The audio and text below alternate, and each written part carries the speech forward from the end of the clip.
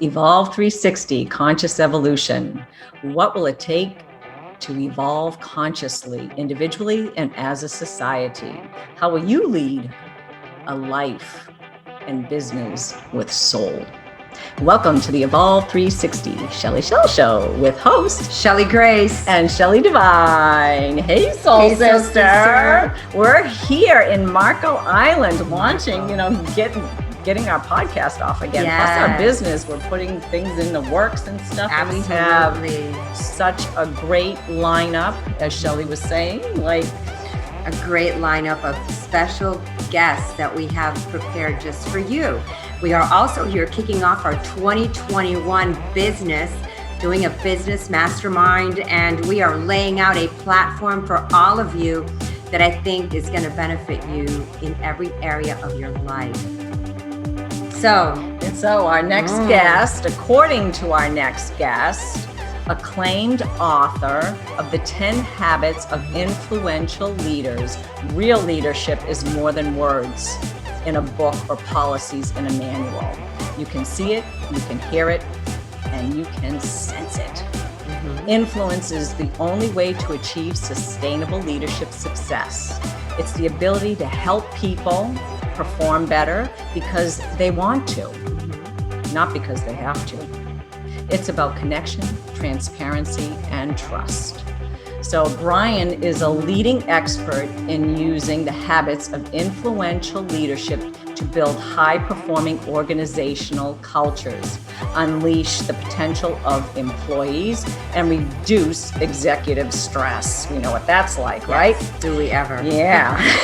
He has used his powerful frameworks and processes to help hundreds of managers become influential leaders. When he's not busy helping people become better leaders, Brian has done nearly 100 podcast interviews, both as a guest and host of Lead with Impact, and has been a featured speaker at Disrupt HR and the High Profit Zone. Brian lives in New York, where he enjoys playing music, drinking hot coffee, and going for a daily run when the snow allows. And we'd like to welcome Brian Rollo.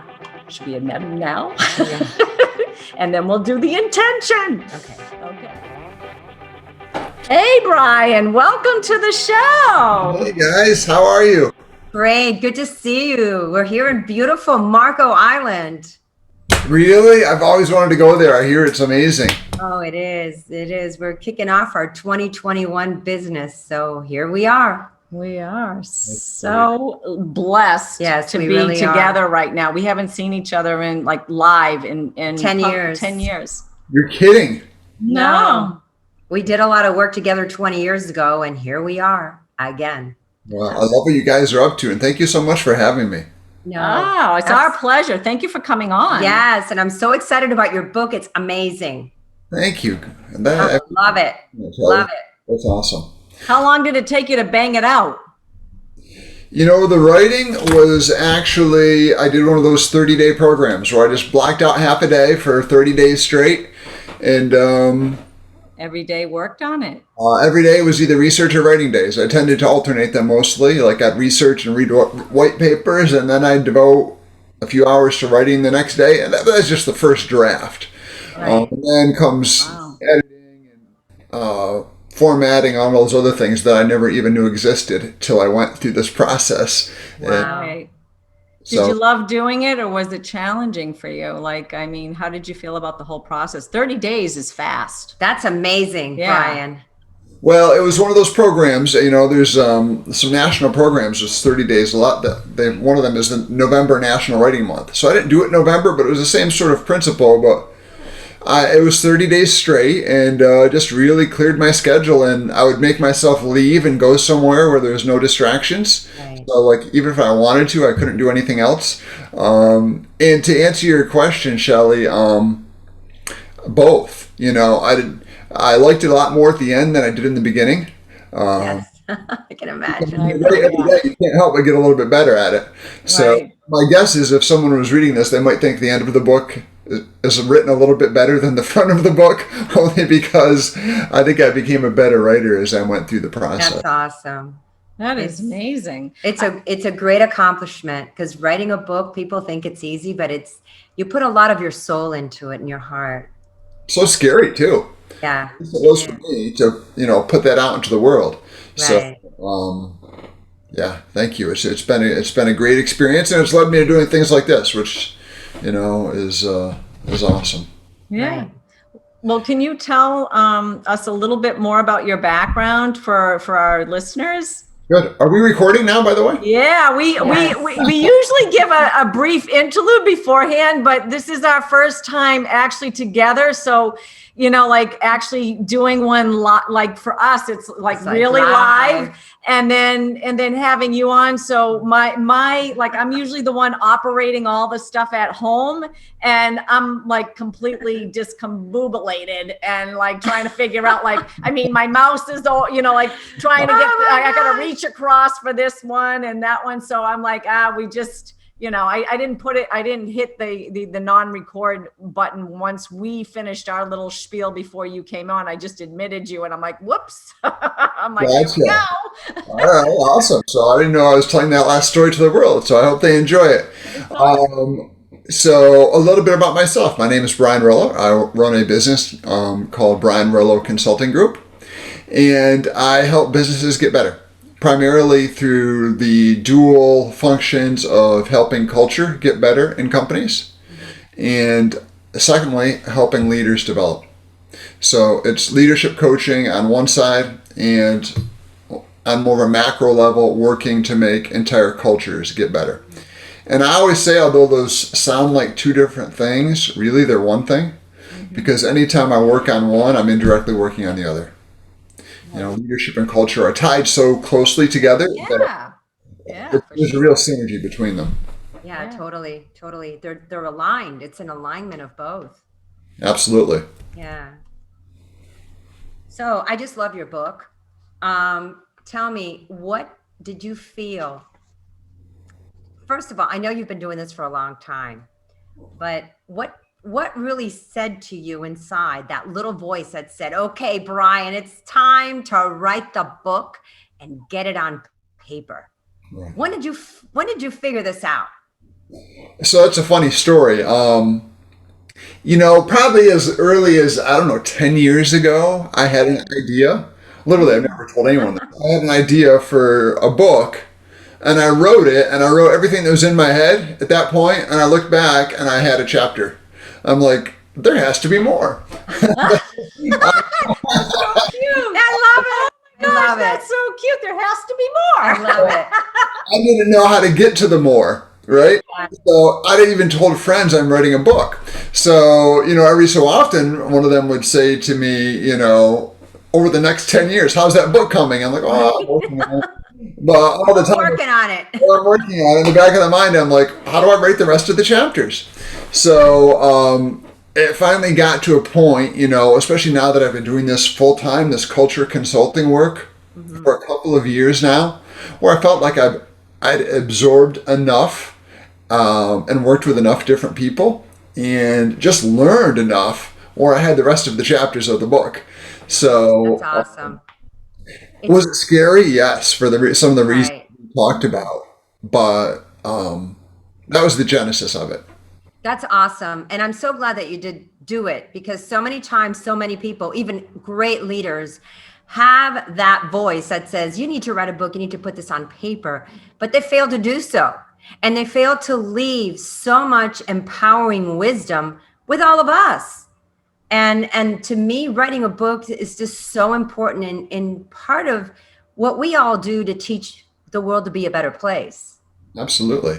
Yeah. And it's a way for, I think, like, for a real, and I'm biased, but like for a minimal cash investment, you can learn from somebody who's been through a lot of things, and none of that, who's worked with a lot of people who've been through a lot of things. Right. That's why I love these kinds of books to start with. If I were to tilt my camera, you'd see my bookcase is full of them, all my invisible mentors who I learned from along the way. So I'm happy to do my tiny little piece of that. Exactly. And I just love the way you set your book up. But I'm going to have Shelley ask you, because we have so many questions to ask you, and we're going to tag team it. We're so excited about everything that you're doing out there, especially with the whole spin with COVID and how organizations are now not only, getting more into the diversity and the inclusion part, even though before we were talking about it. I think now we're doing it more. And what is that going to look like moving forward into 2021 and beyond? Because we're both talking about, wonder if people are going to go back to the office. Are they going to stay in Zoom? Is it going to be a hybrid? So, what's your take on it? I mean, what do you think? Yeah, between even like, CEOs or upper management working with employees and creating a new culture with people on Zoom. How do you do Exactly. that? How do you do that? Yeah. Much more difficult. So I have a client that I'm working with that's an executive at a really large company. And she flat out told me the first time we started working together, which was earlier this summer, she said, if someone had asked me in February, I would have told them I didn't need you. Wow. But now I do. Because she was great. Things were fine when she had her people physically there. Yeah. And now they've been scattered to the four winds of the earth. Exactly. Still almost all remote. And she told me, listen, I had my bag of tricks, but they don't work anymore. We could go into that as to why that is, but I think that's going to be a challenge for a lot of companies going forward. And to answer your other question, I mean, I don't think that it's possible to think this through and think we're ever going back to the way it used to be totally. Right. From a financial perspective, the ability to have people work remotely, cutting down on the square footage of your offices. Yes, exactly. Right? I mean, something as simple and basic as that, I think we're never going back totally to the way we used to be. So it's a matter of adjusting to it now. And humans are still humans. We're still motivated by the same things, but they have to be delivered much differently now. I agree. And I think we're going to see more of a hybrid. I really do. Yeah.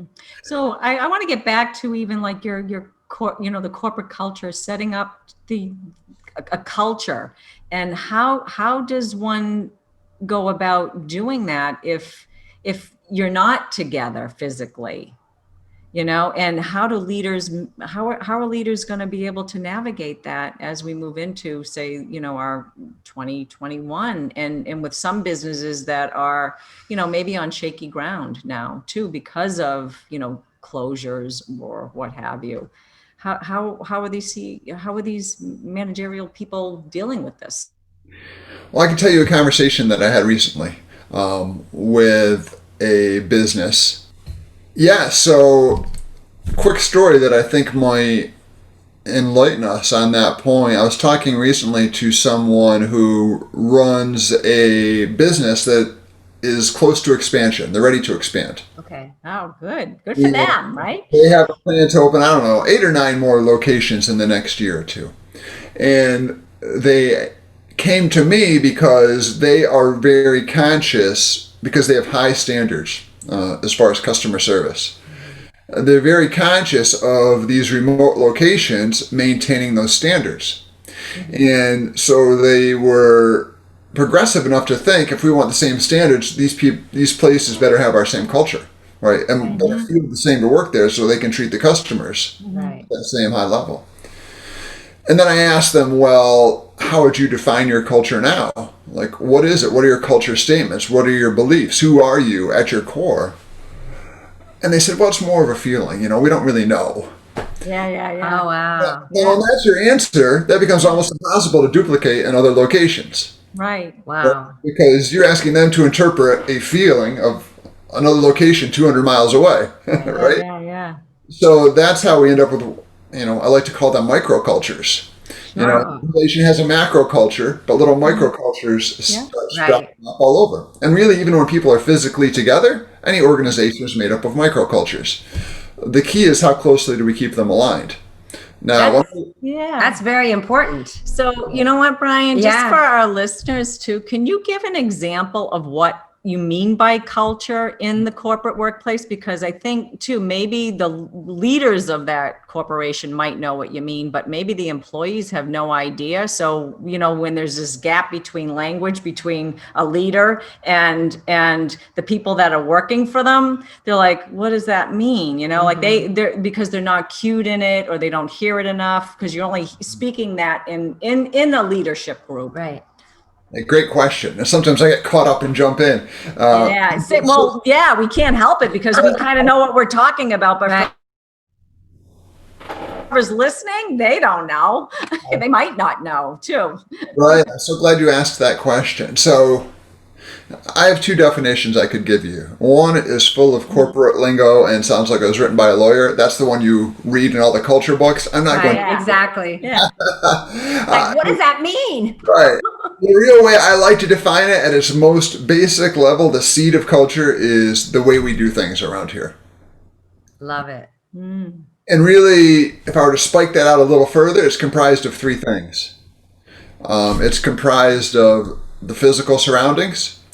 It's comprised of what we say about ourselves, like what's the internal messaging, the visible and tangible messaging. Those are two parts, but the third part is almost the most important, and that is what people are actually doing. Right. Not what's written in the manual, not what's on the inspirational poster on the wall. Like, what are people really saying to themselves at the water cooler or on their group text? Like, what's real? That's where we start to get the heart of it. What's the real skinny? I love that, Brian, because distance, people would say, oh yeah, they're doing it. And guess what? They weren't. What the end goal is, just the philosophy of the organization. Because you're so right. You can read about it in a book. You can have posters all over the place. But guess what? Your peeps aren't doing it. It ain't happening. No, not at all. It ain't happening. Absolutely. So, my model for this, whenever I talk to somebody at the executive level or they sort of ask me about it, my picture model, the model I use, the mental picture I try to paint in people is Jack Nicholson and A Few Good Men. Can you handle the truth? Yeah. Oh. So if you're the CEO, like that's the question you need to ask yourself. Can you handle the truth? Or do you want to live in your own world where you think everything's fine? And if that's a nice world, but it's not always reality. Yeah. So I love that about truth. Say that again, because it's so important. Can you handle the truth? Yeah. And that's the first question you have to ask yourself when it comes to culture. Right. Because I have found that the person who is many times the least clued in about what's really happening is the person at the top. You got that right. Wow. You're so right. And how can you lead like that, right? How can you get anybody to follow you? Your head's in the clouds. Right. So I worked with a manager of a company who wanted some help here. And I asked them, how's the culture? And they said, it's great. It's fine. Yeah. And it wasn't so much that they were delusional. It's that everything they saw told them it was fine. Like, people always smiled to them. People were at their nicest when the CEO came by. Nobody was telling them about all their problems, right? Everybody put on their best face. So their experience was everybody's happy. It wasn't reality. So it's opening yourself up to say, this might be a little scary, but let's figure out what's really going on. Yeah, they all had their mask on with the plastic smile and the stories that they told themselves. That's what Shell and I do. We uncover those stories and see where people sabotage themselves because of they're not clearly seeing what's in front of their face. Exactly. They're clearly seeing their story, which opens up the question, which I know you have an answer for, Brian, is what's the biggest myth behind leadership? I love that. So I'll say right now, there are a lot of people who are going to disagree with me, but I think that is that's okay because I know that I'm right. There you go. There you go. Well, you're working those trenches with those peoples. You have the ear. So here's the worst thing is that some leadership coaches do, and well-meaning maybe HR directors. I call it the myth of the leadership style. Like one of the worst things you can tell a leader is define yourself by your leadership style. In other words, this is you. You are this kind of manager, and this is the way you are going to function and the way you are going to treat people. You know, my one of my trademark phrases is no one cares about your leadership style. I love it. No one on your team cares about what you're comfortable doing, right? No one on your team cares about how comfortable you are interacting with them.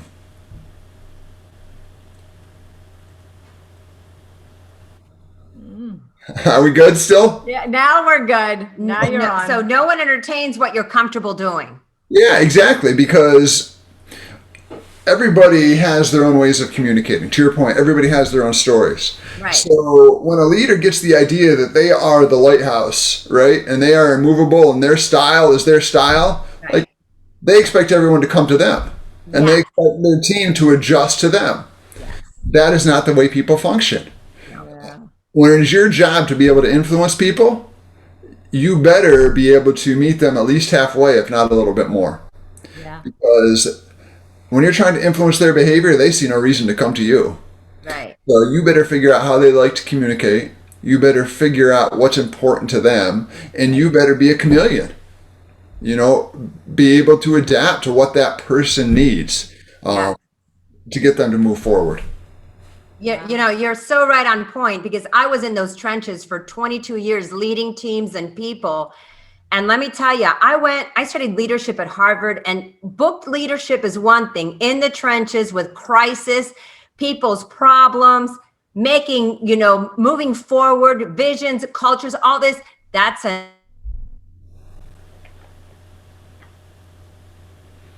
was going through a divorce at the time. And, you know, you're juggling all this, and you're so right. You've got to adapt. You can't just be leading like the general, like Machiavelli, right? It's me. I say it. It's the law. So you're going to follow me into the abyss. Yeah, right. And I think COVID has changed that for everybody. And we've seen it. Absolutely. You know, I could tell you a quick story about this that I always think of. So I had a coaching session once with someone who had changed careers. She had a good job, she liked it, but the boss was what she considered to be a micromanager, like in her face every time. So although she liked the job, she quit and found a new job. The new manager basically just left her alone, right? She thought, this is heaven.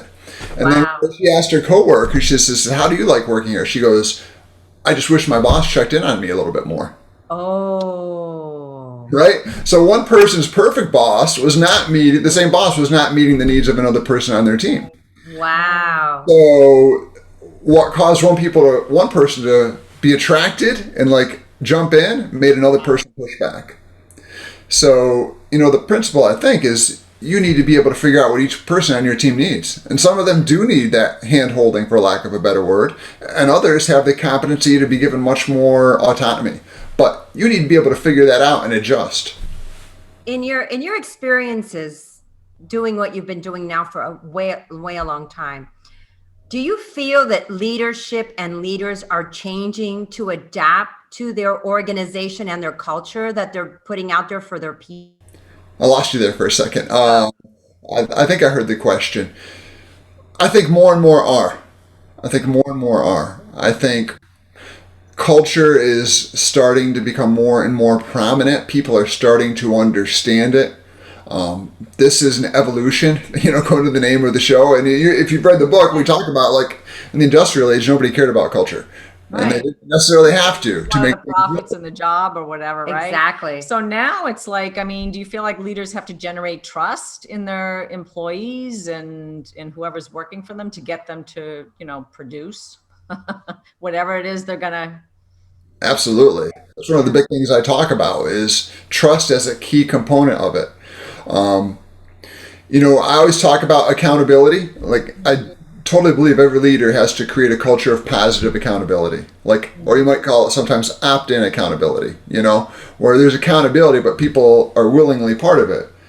But when there is accountability without trust, it feels like oppression. Oh, wow. So how does a leader develop that trust amongst their community or their culture? yeah. What's that secret formula?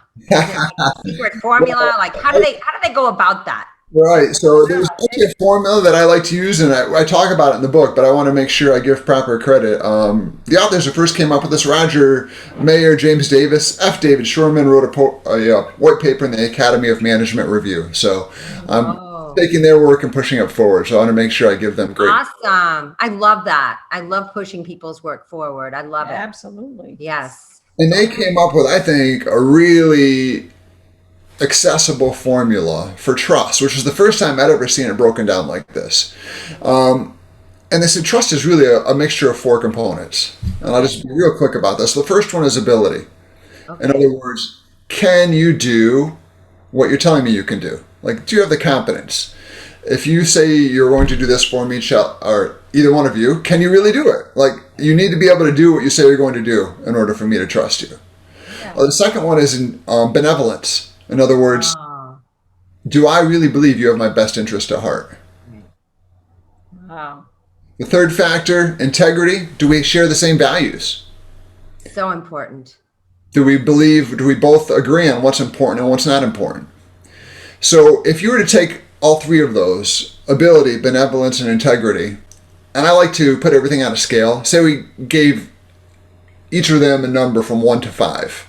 Right? With 5 being the highest, 1 being the lowest. We added them up. We had a sum. Let's say it came to 12 when we added those up. Then we have to subtract one big thing, and that is risk. Because missing ingredient. Depending on the scenario, there's all different levels of risk. Right? If you ask somebody to get you a coffee, right? Yes, there's a level of trust involved, but if they don't get you the coffee, like, it's not the end of the world. But if a boss asks you to go on a project you don't want to work on, or they ask you to trust them that they're going to get a raise, so don't take that other job, right? We're talking massive levels of trust that are involved. So you need to figure out what that trust level of every engagement is, and then measure that against the total from the ability, benevolence, and integrity. Love it. Yeah, right. Wow. Yeah. That's so great to hear that breakdown on trust, because oftentimes that's going to hit you in all areas of your life. In you know, like whether you trust yourself to be able to do whatever it is that you need to do, say in the home or in the workspace, and developing the skills in the workspace or at home. Yeah, because that's what Shelley and I, what we do is we work from a holistic 360 view of life. Leadership. It's life, but you always show up with what's happening inside of you. Yeah. So a lot of times, you know, like I know that when I was going through my horrific divorce, I was leading my teams. I was showing up every day with a smile on my face, having faculty meetings, having meetings with, you know, the people that I had, politicians, all these people. And that would be like my mask, right? Like slap on the smile, everything was fantastic. I was dying inside. I'd be going home, you know, hysterical. Totally went against my integrity. I wanted to sob in the middle of like a meeting, and you can't. You got to take that fortitude inside, and you have to hang on to it. And even though, you know, I was able to, and I want to say cruise, because during those 6 to 7 months that I was going through a horrendous time, I was kind of still leading my teams, but I wasn't showing up as the person that I am, because I was trying to survive with my internal self. Yeah. And that is so important, isn't it? It's you know, so what advice do you have to leaders out there that are going through maybe some personal things in their life? You know, what advice do you have when they're showing up with teams? Do you think maybe they should take some time off and deal with their personal stuff? Or, you know, what do you have to say with the experiences that you've had? That's a great question. You know, here's what I would say, I guess, when somebody finds themselves, and by the way, I've been in a similar situation, and it was terrifying. It is. Yeah. You asked me, I think, in the questionnaire of time I was vulnerable, and it took me a while to figure it out. But the situation wasn't a divorce, but not too dissimilar to what you were going through. Exactly. Except for my situation, like, to be honest with you, and anybody else, I guess, who's listening, like, looking back, my performance slipped. Like, I just was not the guy. I would have loved to have thought that nobody could see it, but people could see it. Oh, they know, and they're at the water cooler saying, Exactly. guess what he's going through or she's going through. You know? And you shut your office door. I would shut my office door, see what I had to do for the day, you know, kind of like prepare myself, you know, run out the office door, get it done and come back in, because I just was really going through a very bad place. And you're right. You think that no one sees it, but the energy, because we're all energy, the energy that you exude, that is non-verbal, that people can pick up. They know things aren't right. They know things, you know, and that trust factor is so important in today's day and age with leaders. Because if you know, like I know, Shell, you worked for an organization that went bankrupt, that they didn't tell you anything, and she'd be there showing up every day. But I knew something was off. Right.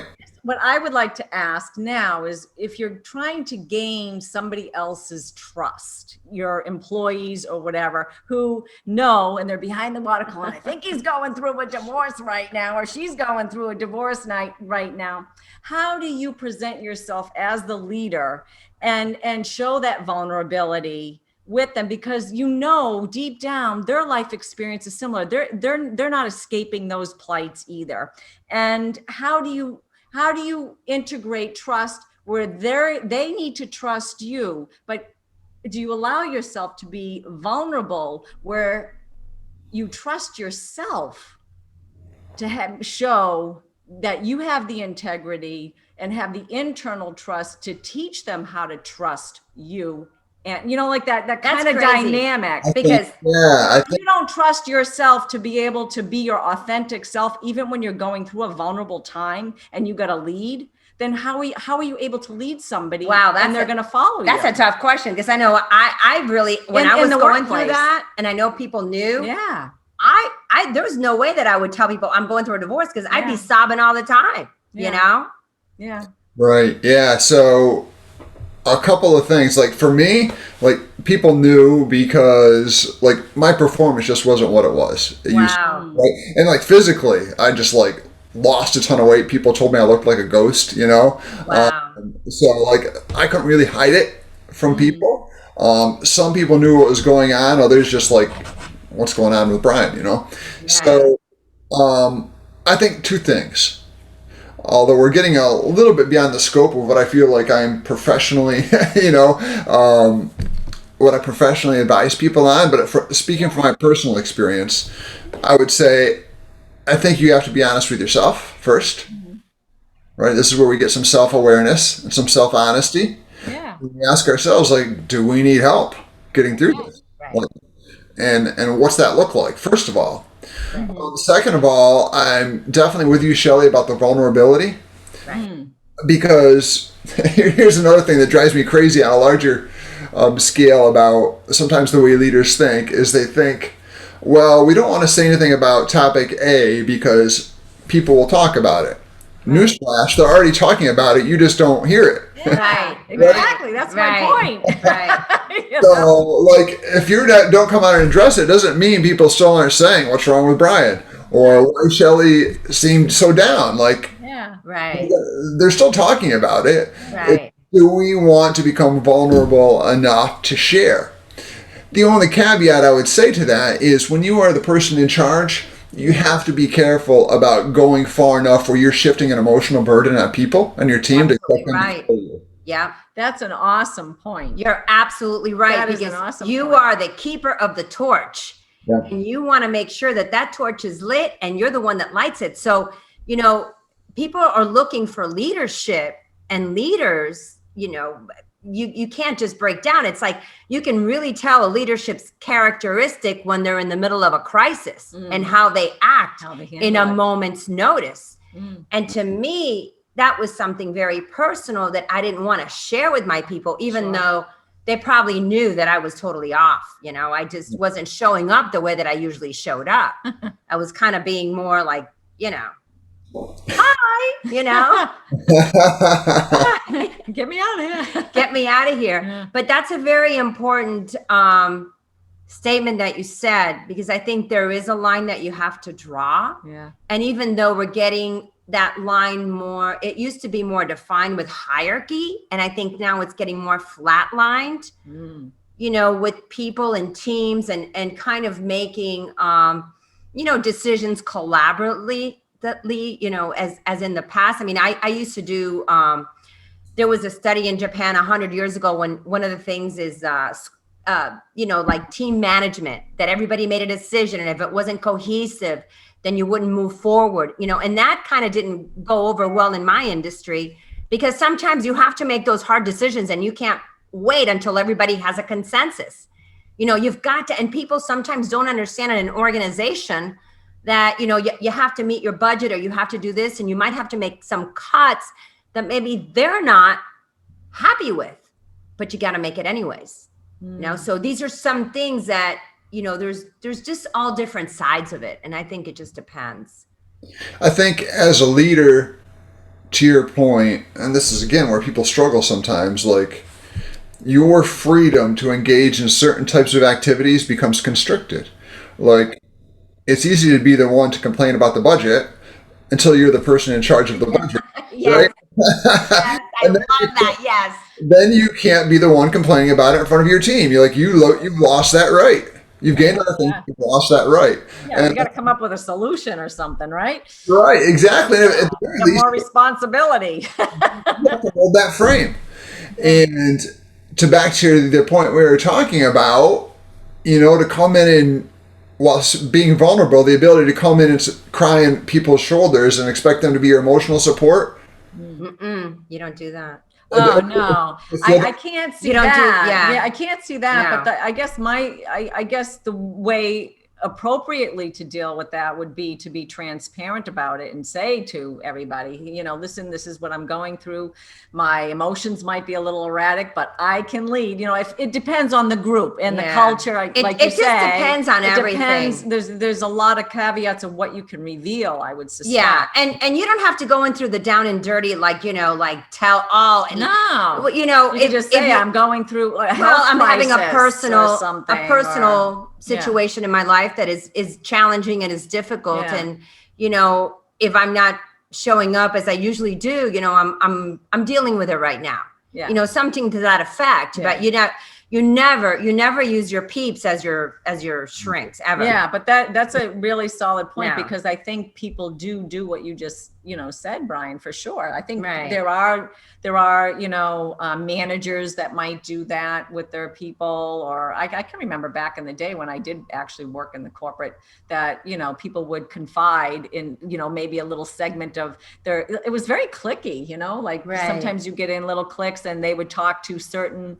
employees a little bit more than others, and you'd find things out. And then there's the whispering behind the water cooler and all that kind of craziness. But nowadays you can't. How can you have that when everybody's working from home and there's the water cooler thing, and you're trying to get work done, or you're trying to build whatever company that you're a part of? I guess our next question would be for you is have you ever experienced failure, and what did you learn from it, especially when you're vulnerable in a situation? You might feel like, oh man, I'm not getting the job done, or what have you. Do you have any stories about that? I'm glad this whole thing isn't about failure, because I could take up the whole time talking. No, it's not. You get 2 seconds. That's it. 2 seconds. The clock is ticking. There's a story I tell in the book. If you get the book, in the introduction of the book, that really was the turning point for me. I had a great employee, a great friend of mine, like the kind of person you're blessed to work with. Like, right. You work with a smile every day, super high energy, a lot of fun to work with. She made a mistake one day, and my boss called me in and said, you better go tell her she can't ever do this again. You better have a really tough conversation with her, leave no doubt. I didn't have the skills to do that. Okay. So I went in and tried to hold that conversation with her, and it did not go well. Wow. By the time she left that room, she looked back at me, and I could see, I would say the looks in her eyes were a mix of hurt, anger, and betrayal. Wow. She treated that situation. And by the end of the week, she'd given her a 2-week notice and went to work for one of our biggest competitors. Wow. And that was because I didn't know what I was doing, right? Wow, right. How many people know how to fire somebody or to give them criticism? But here's the thing, Brian. I bet you were trying to emulate your boss. You were trying to kind of say, okay, he told me to do this. This is how he would do it. And that's, I think, a mistake that a lot of leaders make. You've got to lead with your own style. Absolutely. And on top of that, again, I agree with that. Also, you need to adapt to that person, right? Yes, absolutely. How are they best able to receive that message? Because it's going to be different for different people. Unfortunately, I didn't even have the skill set to have that conversation in my head, to be honest. And then who told you, like that boss that told you to do that? To me, it sounds like passing the buck a little bit, like he's passing it on to you a teeny bit. And then did he know that you had, did he know or not know that you had the skills to do that? And then how did that reflect? I think, well, yeah, I don't want to blame anybody else but myself. I think they probably saw it as a growth experience for me. Right, sure. And probably trusted me to do a better job than I did. Yeah. So I don't put the responsibility on anybody other than myself. But that was a transformational moment for me because I'm sure it was. It must have been horrific. Yeah. oh, she was a friend. Right. Oh, wow. On top of being an amazing coworker that made me look good every day. Wow. And, the more I thought about it, the worse it got. I realized, like, I didn't just affect myself. I didn't affect her. Like, her kids now have to understand that she's lost her job, right? Like, her life's changing totally. She's got to drive now farther away to work. She's got to change her daycare. Like, she's probably has to talk this out with her husband. Like, the ripple effects of my incompetence stunned me the more I thought about it, Wow. So sounds like an aha moment too. that's what it was. That's what set me down. Without that, though, I might not be sitting here because that's what set me down this path of saying I have to do better. And That's amazing. But a lot of times that is. does happen. People do their greatest work during their greatest failures or their greatest, challenges. And I think all of us have failed. And if you're not a good at what you do, if you're not a leader, like all the great minds of this world have failed, you don't get better, you don't get richer, if you haven't failed, if you haven't experienced that kind of like, Absolutely. And can I tell you one little yes. Yeah, the end of the story? So a couple of years ago, I reconnected with Kimberly. Oh, that's great. But we talked like 4 times in a row before I had the courage even like to bring up the conversation. Like, Right. And just to say, basically apologize. Like, if I wish I'd known what I know now then. So then we dropped it until I got ready to write the book. And then I felt like, I used a pseudonym for her, but still, she's going to know this is her when she reads the book. I have to get permission. Yeah. So I sent it to her, and first I called her up and said, listen, I want to tell this story. Is it okay with you? And there was a long pause, one of the longest of my life. And then she said, that's okay. I tell that story to everybody too. So the funny part is I'm the bad guy in both versions, unfortunately.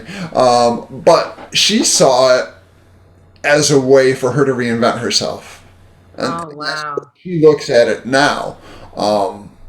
So I guess the bottom line is it all turned out okay in the end, but it might not have. Yeah.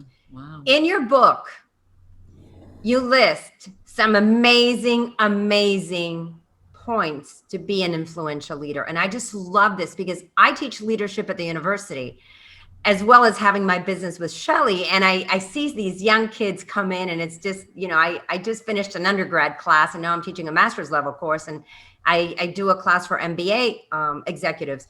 But I love the facts as I am so like, this is my thing, growing future leaders. And the last chapter of your book is create more leaders. And succession management is so important within an organization.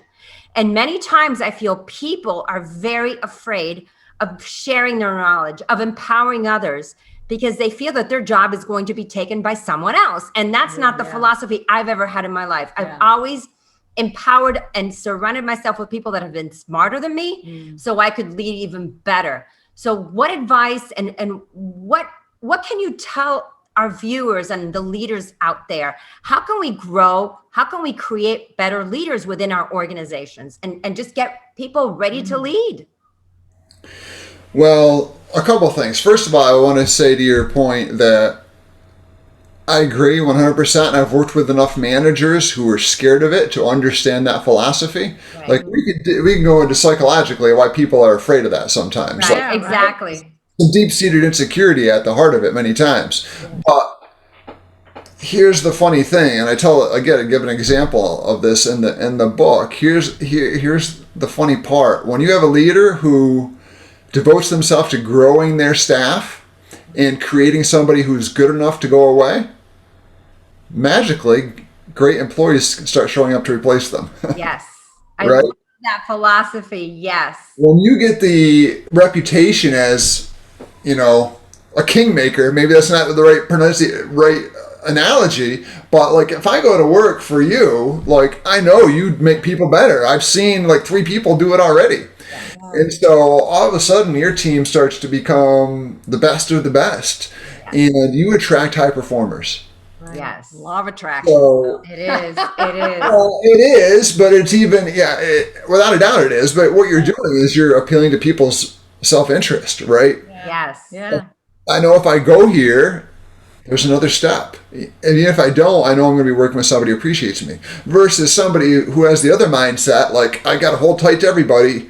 I want to make sure nobody gets too high, gets too smart because they might leave me. And dole out information and little nuggets and bits and pieces, right? Oh, my goodness. Exactly. Information is power. I want all the power. Yes, exactly. Give it all to me and let me hold on to it. And they create a culture of low performance. Like, by nature, anybody who is a high performer is either going to leave or say, what's the point in doing extra? Exactly. Yeah. Exactly. And so it almost has the reverse effects, I guess, is the point I was getting to. What can they do? First of all, they've got to find high performers. Like, when you go to hire somebody, have that philosophy that you're looking for people who can do more than what you're hiring them to do. Again, a philosophical shift that not everyone would agree with. But are you attracting the kind of people who will be ready to take that next step sooner or later, that have the capacity to do it? Like, they've got the raw materials, you just need to get them there. Like a diamond in the rough. I love Diamond in the rough, exactly. Are you looking Diamond in the rough. Right. Are you looking for somebody who can just do steps 1, 2, and 3 of the job that you're hiring for? Right. That's a philosophical Think out of that box. Exactly. beginning. So I think it's finding those people. I think it's educating them, like you said, like taking that diamond in the rough and making sure you're devoting enough time to polish them up. Yeah. And then the last part, which is the scariest for leaders, is you have to be their cheerleader. Yes. You have to promote them. You have to be the one telling the other managers in the company, even people in other companies, how great they are. Like, don't be afraid to let that person shine. Exactly. Yeah, because people want to shine, right? They all want to shine. Everybody exactly. wants to shine. We all want to be valued, loved, shine. Yeah. It's just fabulous. You mentioned the king. We all talk archetypes, and Shell and I are really into the archetypal foundation, which we're writing a book about that. But tell me, how do you feel that archetypes? How do you work those archetypes within? Because everybody talks archetypes now. There's archetypal branding. I know that you deal with archetypes in your culture. We deal with the survival archetypes, which are things that sabotage you. We all go through the saboteur, and what we just talked about was people that are hoarding information because that's part of not empowering others. Because when we empower others, we intend to empower ourselves. Yeah. So tell us a little bit more about these archetypes. So I do a lot of work with archetypes too. So I'm happy to talk about this. I think I look at it a little bit differently, but I think at the end of the day, we're probably speaking maybe a different dialect of the same language. Yeah, sure. I think personality archetypes. In fact, again, I was just talking with a client about this yesterday. And she didn't know anything about archetypes when we started working together. Right. She's having a problem with 2 employees. Okay. Both good people, both high performers, but oil and water. Right. One is younger than the other and got promoted over the older person. So we just took, some kindling that was already covered with gas and threw a match on it. Oh, yeah. Right? So we talked archetypes. Right. We went through and said, forget all this. Let's figure out who these people are at their base. Like, from what you know of them, let's figure out what they are, who they are. And like we just did a Venn diagram and figured out where they overlapped and where they clashed. And like once you see that, the steps start to reveal themselves, right? When you get that clarity. So I think it is a hugely overlooked aspect of leadership. Yes. And this again comes back to leadership is not about you. Like you have to have the self-awareness to say, I've got 2 of these, 3 of these, and 1 of these. Yeah. Right?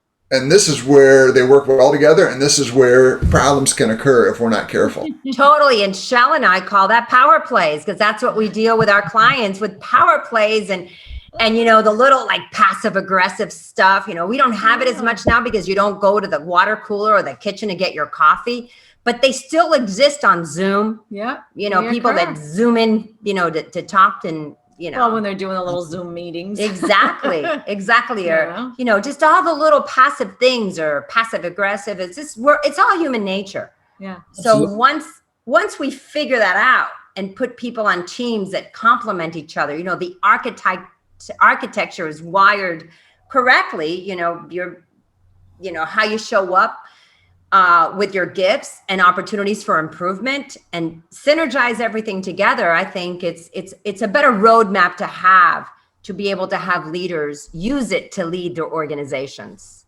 Absolutely. And here's the thing that I believe in my heart and soul. Most people want to do good. Like most people want to be respected at work. They want to come in and feel like they're doing a good job. They want to work with people they get along with. Right. They don't always have the tools to make that happen. Right. And when they don't have the tools or the self-awareness, these silos form, you know, somebody throws gas on the fire and you don't have the tools to put out the fire. So I think really it's, again, a leader having this understanding and then using that with these folks, you know, to help them understand and not push it on them, but, you know, I like to educate them, say, you know, here's the archetypes. Where do you think you are? I mean, it's a little bit more complicated than that. We have assessments and things like that. Right. But the bottom line is like, who are you? Right. And when we figure you're here and somebody else says they're here and you guys can't get along at all, like, let's figure out why that is. And you're almost taking them out of it as individuals and saying, listen, this is the archetypes. It's not you. Right. But figure out how you can take this and leverage it. Exactly. Yeah, who's holding the reins here, the archetype or you? Exactly. I love that. I'm going to steal that. No. Yeah, it's true. It's so true. Yeah, we know very well. Oh, yes. Yeah. Yeah, we're most often there are so many archetypes, and I know that you deal with more or less the Jungian archetypes, to keep it simple, because there's so many. Yes, there are so many. You guys did your research. Oh yes, we did our research. We studied with someone that's in the fold, Carolyn Meese, who Sacred Contracts. She's archetypal profiler, and we did this 20 years ago. That's how Shelley and I met. Yeah. We each had our own businesses and our careers, and we were raising our children. And at that moment, we connected and we said, we have to get a business together. So it took us another 10 to get to where we are today, because we just, reconnected with COVID, which, COVID has roto-rooted our lives. Oh my so gosh. many opportunities have come out of it, because I think it's just peeled back all the layers that we just didn't need. We got back to simplicity. And when we reconnected, we've always been in touch with each other, but we called each other in May just to check in. And basically, I was at a point where I needed something new. I had left a 35-year career that I was a superstar. She had a booming, amazing business where she was a superstar. COVID kind of put a stop to that. I had moved on and I left my employment 2 years back and was trying to reinvent myself in a new way. And we're like, why don't we do what we know best? Yeah. So we started, I had a little podcast background. So I was like, let's do a podcast. Right. And then we're just, one thing has been leading to another. So, and we love archetypes. We studied with we love Carolyn Meese. She does, it's a different energy, but now we're bringing it into the energy of the world, of leaders, with our skill sets. It's so important to It is. our archetypal knowledge. It's a whole language, and it's so important for people to understand and to have it in their lives, because it's going to take them, it's going to advance them in a whole other level, from going unconscious in your life and how you're creating your life to super conscious. And having that knowledge, like what you're sharing with, leaders, and you're helping them see things clearly on the power plays that are happening in their corporate culture, or even at home. So on the micro and on the macro, there's this whole other shift that can take place. And our thinking is we want the shift to happen in the individual, but we also want to have it happen on the global aspect. Right. And so all of us have to, we have to deal with ourselves. We have to trust ourselves. We have to become more authentic, but then and know our own archetypal patterns, but to know that there's universal, the 4 that Shelley and I are focusing on, which are only 4 instead of the 12 Jungian ones, even though we're well versed in the 12 of an individual, which are beyond even Jungian archetypes. There's so many, it's like nuts. But for anybody to study that as a whole, it's like, oh my God, it's mind-boggling. And so the 4 survival are a common between everyone, yourself, Shelley and I, where, say, if we look at the Jungian archetypes, where we have, say the Jester or the Mother or the King or the Emperor or whatever, or the Magician or something like that. Not everyone, like what you're doing, carries all those archetypes. Right. For me, I don't have a magician, but man, do I have a goddess. And I have a queen. And she's got a queen. I also got a damsel. But I also, like, if I take a test on Jungian stuff, the Jester shows up, and I'm like, yeah, I like to be entertained. I like to be entertained. So I get that. And it's like, and if people know that, wow, does your world open up? It does. Absolutely. And this is one of the reasons I love archetypes, because once you get it, you get it. Right. So I'm going to say something that might get me in trouble again. So I love all types of different personalities. Good. We're all needed to move this world forward, Brian. Always remember that. Personality assessments, I've been through them all. I like Myers-Briggs. I like DISC. Right. I like them all. But, and I always say this, Myers-Briggs, I know I am an INFJ, but I have no idea what that means. Like, right. I actually think I'm INFJ-T- something. I can't remember. And I'd like to think I'm a fairly smart guy, but I can never remember what those letters mean. Right. That's so on point and cute. I'm glad you pointed that out, because I always felt the same way. But you give me an image. You remember the symbol. I've never once talked to somebody who knew what their letters mean. If they can remember the letters, which most people can't, 5 minutes after they do it, they still don't know what it means. So my point is not to put that down, because I think there's power in that. But I like the archetypes because, like, once you know, hey, I'm part Jester, like, that sort of sticks with you. It's sticky. It's easily accessible. So that's one of the reasons I love archetypes as a teaching and coaching tool. And I do them with every client I work with. We talk about archetypes first. Awesome. And like I said, that creates a language. Like from the very beginning, we're creating a common vocabulary. Yes. That they know, hey, this is me, and I have one of these and one of these and one of these. And like, but then when they have problems, it's much easier for us to like talk about why that is and fix it. Yeah. Who's showing up at the table that day, right? And is it your bad? Or is it your bad Jester or your good Jester? The one who's going to cause some trouble today? Or is it going to be you're like, hey, we took a 2-year intensive course with the master of archetypes, who took Carl Jung's work, and then she took Joseph Campbell's work and took it to the next level. So it totally tore our insides in and out. It was great. I mean, it was great. Oh yeah, real great. But like you said, at the end of the day, we like to keep things simple, and we decided to build our business on the 4 core universal archetypes that can trump us up, or they can lead us to greatness. Yes. And that's what we're doing. because you're right. Once you know the conversation that you're having and why you're showing up in a certain way, and it's all emotional, it's all underlying fears, it's tribal. A lot of times, you know, like you walk into a company and you have a new person, a new CEO, and your tribe is telling you, but we've always done it this way. We're not going to change. You know, the millennials from 1980. But this is the way we've always done it. Well, guess what? We're not doing that way anyway. And you don't want a coup on your hands either. So how do you navigate those waters so you don't become the Titanic and sink, right? It's so true.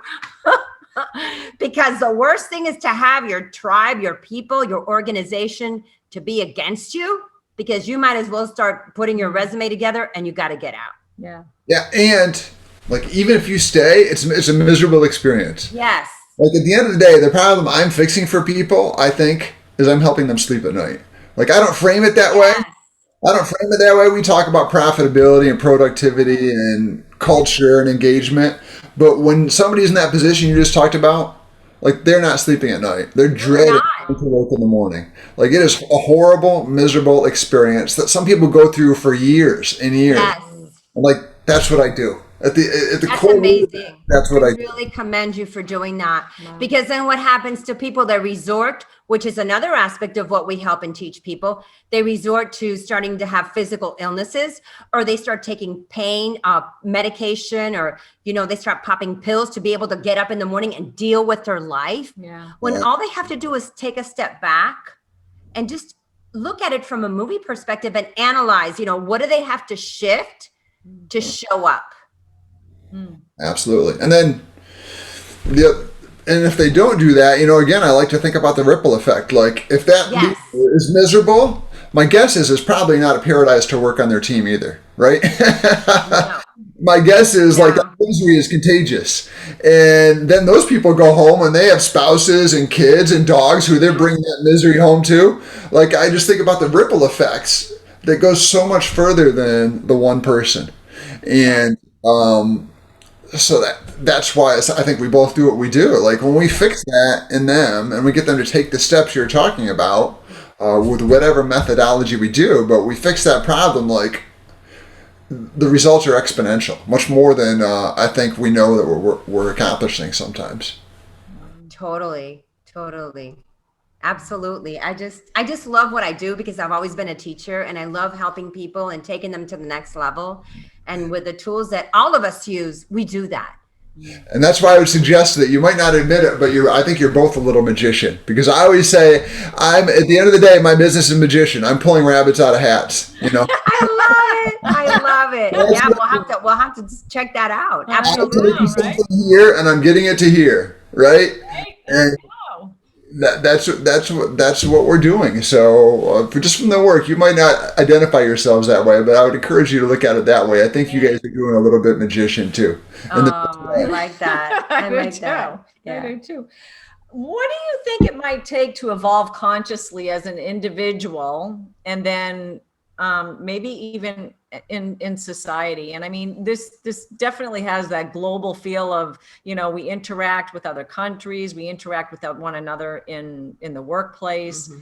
Do you think, you know, leadership qualities and culture play a role in our evolution to evolve consciously as we move forward? You know, so I would say for this, you know, again, we could talk about this all day. You know, one principle I've been thinking about a lot lately, you know, especially with things in the world, is like, you know, I went through some coaching and learning on this, and one of the things that stuck with me for a long time is that basically our worldviews, there's three different versions of it, three circles. Okay. And different people in different circles. The first and smallest circle is where people are concerned almost exclusively with themselves, leading narcissistic lives. I'm going to get mine.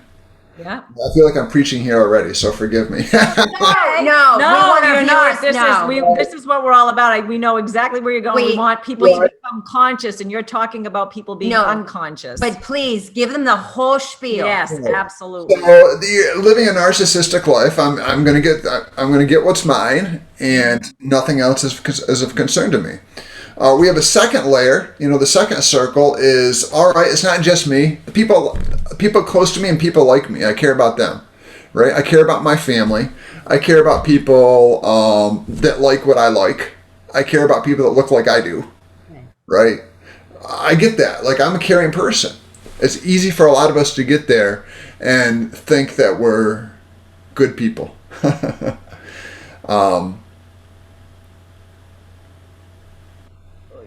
Lost you again. I don't know if you got that. You got the conscious person, and now The caring. Right. caring person. So yeah, the second one is where I do care about people in my circle, right? Yeah. People that are like me, and you can take that into whatever, we could spin that however we wanted to. Right. What we need to get to, I think, is people need to be self-aware. I would say they should have faith. Not everybody might agree with that, but I think at the third level, you are aware of and compassionate for and have empathy for people that are not like you. Right. For people that you might not otherwise identify with. Right. I think we could boil a lot of this world's current problems down to the difference between the second and third circle. Right. Yeah. We totally agree with you. Yeah. Totally agree with you.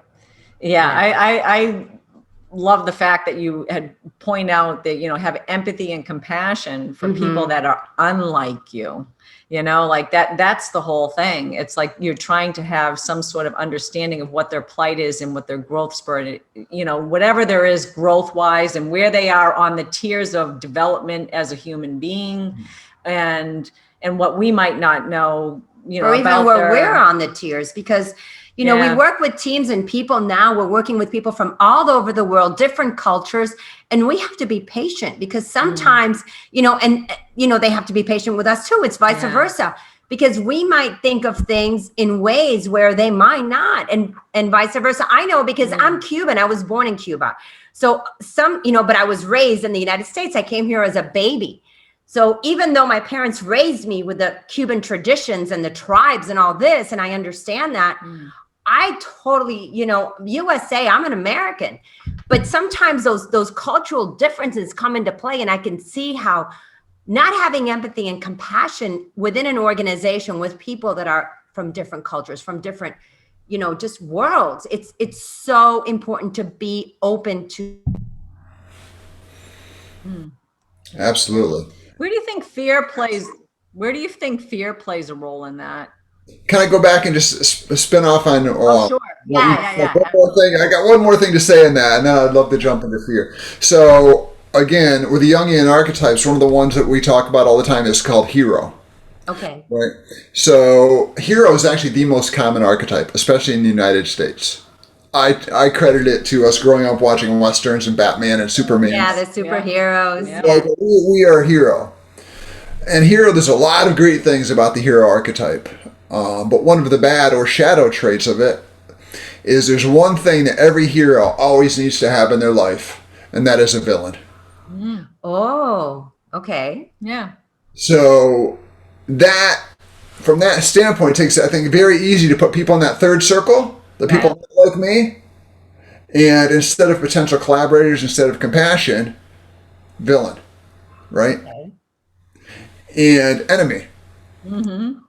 And I think that's when we get self-awareness about that and really look at who we have cast as the villains and enemies in our lives, it changes things. Oh, absolutely. Yes, it does. Absolutely. I think the American culture has a hero complex. Without a doubt. Yeah. I mean, when we look at us against them, say, Uncle Sam against Mother Russia or something, there's a definite mismanagement of whatever going on there. But I think power. We have power. It's all about power. Yeah. People wanting the power, taking the power, giving it. It's just, well, it's very it is. And I think, again, it boils down to the need for an enemy. And right now, our enemies are, I think most people would say, more internal than external, right? Yes. We're waging war against each other. We have this, I mean, internally, I think people have that record that goes off in their mind of saving the world. How? And so you have to have something that you're fighting against. So you have your enemy, and a hero is going to, save the world and conquer something. I'm going to conquer this. And I think nowadays there's there's I'm not sure, like maybe younger kids coming up that are going to be coming up and going into the workforce, they have a completely different regard for what leadership is. And like you were saying earlier, is like kind of leveling the field in the work culture. Yes. And I'm wondering what that's going to kind of play out as when you start talking archetypally, with heroes and stuff like that. I'm wondering what the younger generation or the Gen X, or I don't even know, but like what they're, even millennials, because millennials now are a lot of them are up and coming. If not, they're not running companies already. They're up and coming to do so. And I think that, a lot of studies have been done. I mean, I did a study once with, my MBA graduates on Microsoft. When they first developed it, they had it was like a vast company with no managers, nobody. And they realized immediately, like, oh, we need, the two guys were being harassed morning, noon, and night. Like, can I take vacation? I need a sick day. People don't realize that that's the reality of on the job. It's like, well, I've got 2 weeks of vacation coming to me. Who's going to allow me to take this? They're all colleagues. Yeah. So they realize, we need to put a structure in place, right? Wow. But I think the new generation is being very different. Like the client that you just described, that the older person, because maybe they've been there for a long time, the younger person got the promotion, maybe because it's their imagination and creativity that got them there. Mm-hmm. It's people thinking in a different way. So we have the old mentality in some circles that, I'm from that circle. I worked for a company for 35 years. Oh my gosh. Right. And you sit there and you nose to the ground, you get your promotions, you get all this stuff. But that's not really working anymore, for jumping around. And just because you've been there doesn't mean you're going to get the promotion. You've got to, what do you bring to the table? Do you see that happening more? Absolutely. And it should. I don't disagree with you. It keeps you in your A game. Well, yeah, exactly. And again, a lot of people disagree with me, but, I think the ability to stick around for a long time doesn't necessarily mean you're the best person to do the next level job. Right. And we get you're absolutely right, because you might hit a ceiling. You don't have the skill set. Exactly. So that's a whole other conversation. But I wanted to echo one part of that I think, again, you guys hit the nail on the head. I think culturally, like this younger generation gets it like others. Totally like this. Yeah. Like, I love working with young people. And the older generation hates it. People my age hate it because these younger kids will come, and if they don't like it, they're gone. Right. Yeah. Right. That's a shift. Like they want to work, and study after study has shown, and my experience has shown, like they want to do work that matters with people they like. Exactly. Absolutely. That makes a difference, and it matters to them, and that they're totally. Yeah. And they want to be around people they like. Yeah. And they're not going to trade $1 or $2 more an hour in many cases for a miserable work experience. Exactly. They're not like us old timers that we're like, I always work with people I liked. If not, I wouldn't be doing what I did, because I loved my career. I was in a situation where I could basically call my own shots for a lot of things, but I totally understand. Yeah. Do you think, say the older generation might be afraid to, take that step forward into change? It's very difficult, once you get set in your comfort zone, to take that shift. And I mean, COVID has pushed us all into change, like major change, shifting, pivoting, doing something else that we might not have wanted to do. Mm-hmm. And now we're doing it, or maybe we did want to do that and it opened up the doors for us to do things. But that, for either CEOs, leaders, for them to take that next step forward, do you see them as being fearful because of the changes that are ahead, say with corporate restructuring, because of what we're dealing with now since COVID? Well, that's a whole other story. It's a whole other podcast. The short answer is I think the progressive ones get it. I think that for a lot of people, they might never get it until somebody else comes in with a more progressive mindset.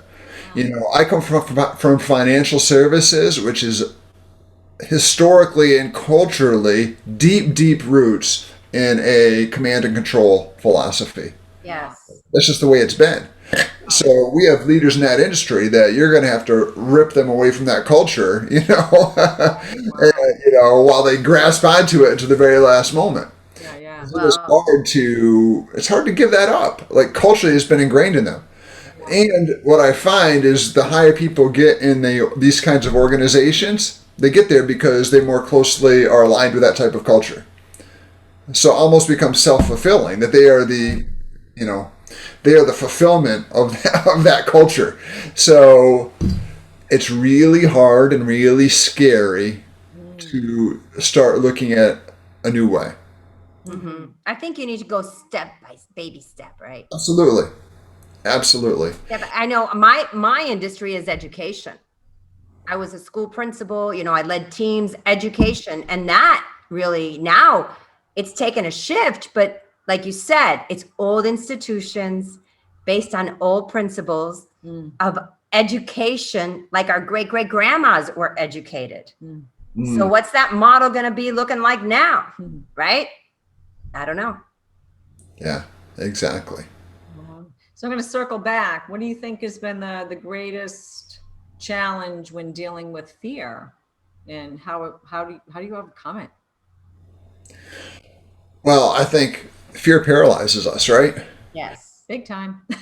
Bingo. Great answer. Fear keeps us stuck.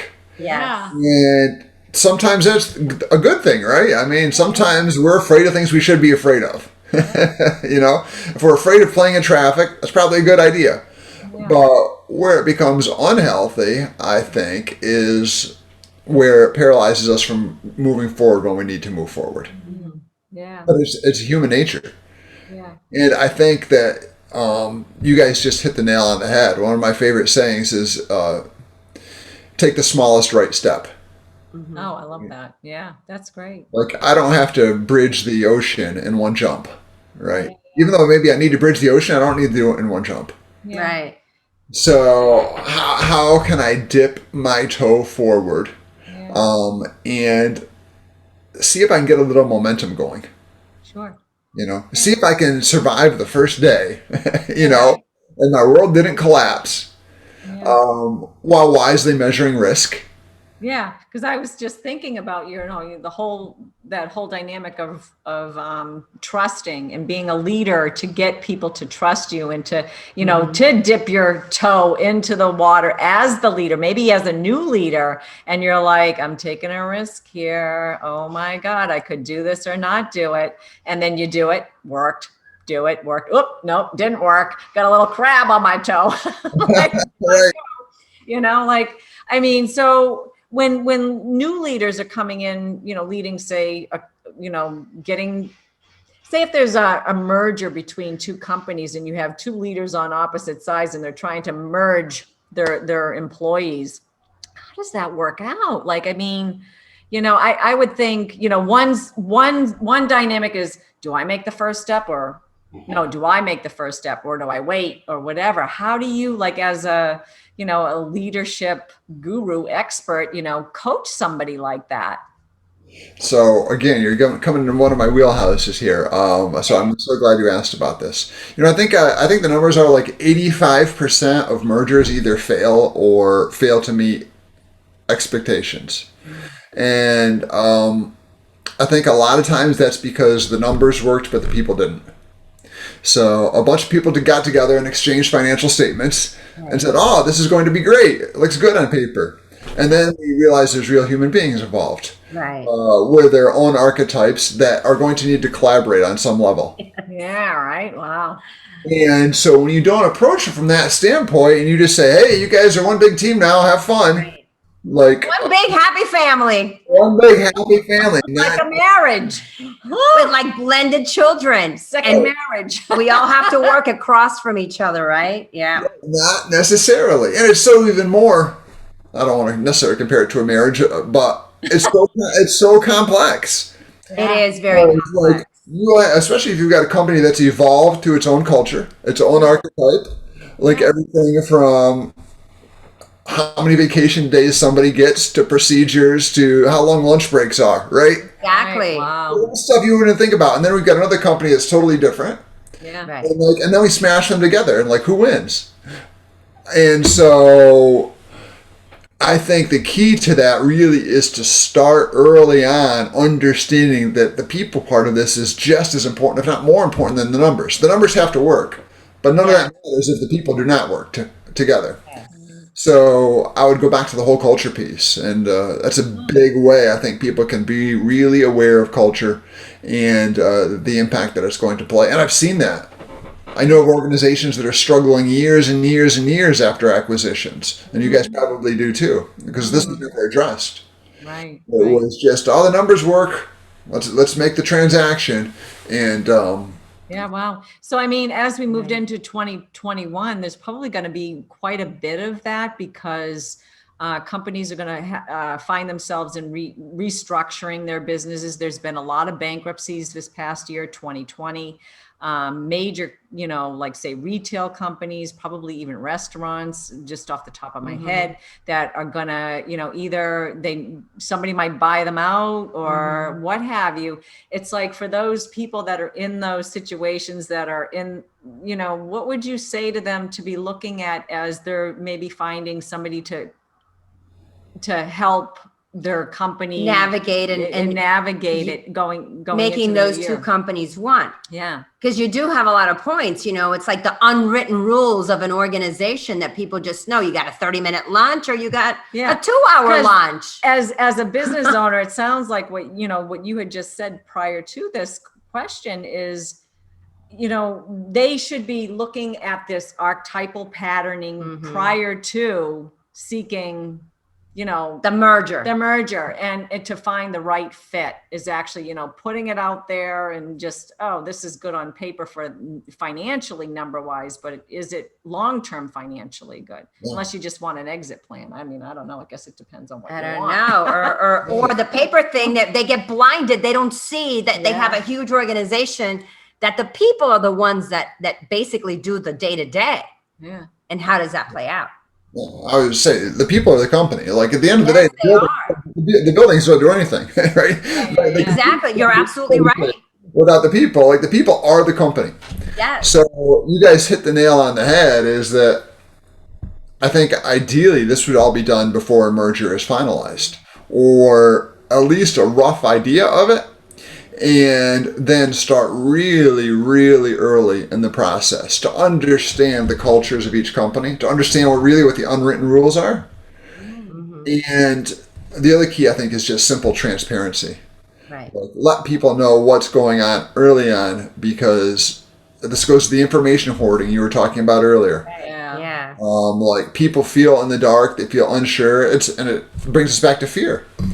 And the rumors start, and rumors are very, very divisive and very dangerous. When you don't tell people the story, they make up their own. Yes, they do. And that then becomes the story. And then where is the truth and where is the untruth? And it just becomes, it's like a cancer that spreads, and it becomes a lot more difficult to unpack all those untruths. Yeah. Absolutely. Yeah. So, did you have any more questions for Brian? Gosh, what would you like to share with us, share with everybody? What's your next step? I mean, is there a part 2 to this influential leader? I know you just got it out, but the world is moving so fast. So what's Brian Rollo's next, big thing? So I have already started my next book. Awesome. You see, I knew it. Wow. That's going to be exciting. This is going to be a little bit more of a look at culture. So I told you the two sides of the coin. The first one is the leadership. And we're going to be talking about a lot of these things. Like how do you create a people first culture? Good. That's really my philosophy. And what's that look like, and how do you do it? And why should you do it? And so that's what I'm working on. Really leaning into the coaching side of my business. I've got a goal, to work with 200 leaders over the next couple of years. Awesome. And I think, humbly speaking, that's my own little way that I can change the world. One of the ways that I can change the world for the better. That's Awesome. If I can make these people create better work experiences for themselves and their employees, again, it comes back to that ripple effect. Yeah, right. So we're going to put all your information, but tell people if they want to get a hold of you, how do they find Brian Rollo? You can get me at brianrollo.com. And it's pretty simple. BrianRollo. That last name trips people up sometimes, but brianrollo.com. And if you're interested in getting the 10 Habits of Influential Leaders, there's a link to it there, or you can certainly find that on Amazon. Yes, and it's a great read, Brian. You've done a sensational book. I'm giving you an Amazon. I'm going to go on Amazon and be give you a review because I really, really enjoyed it. And here's the thing: it's clear, concise, and to the point. Thank you. That's what I was trying to make it. That's what I was trying to do. So thank you. I really appreciate that. That was awesome. So we'd like to thank Brian Rollo for being on the show. We loved having you. It was great to find out more about what you do with leadership and your great book. And we wish you a tremendous amount of success. And we hope you hang on for just a second after the show. And yeah. I want to say this is literally, I've done a lot of these. This is one of the most fun conversations I've had. So thank you for doing that. This has been totally a blast for me. And I love what you guys are doing.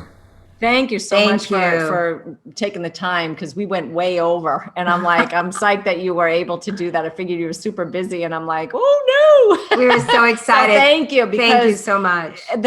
Everything that you're talking about is so important for today's leaders too, and to actually evolve consciously as a significant part of whatever corporation that they work in. Absolutely. So it's really great what you're doing.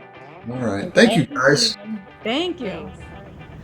Wow, that was really great with Brian. He is so informative, right? He really was. And I'm so thankful that he is so busy that he was able to get on our show. Yes. Because basically what he said is so true. Practical leadership is so important in being an influential leader to, navigate the waters that we're in right now and continue to build your business and your brand and just keep going forward with your teams.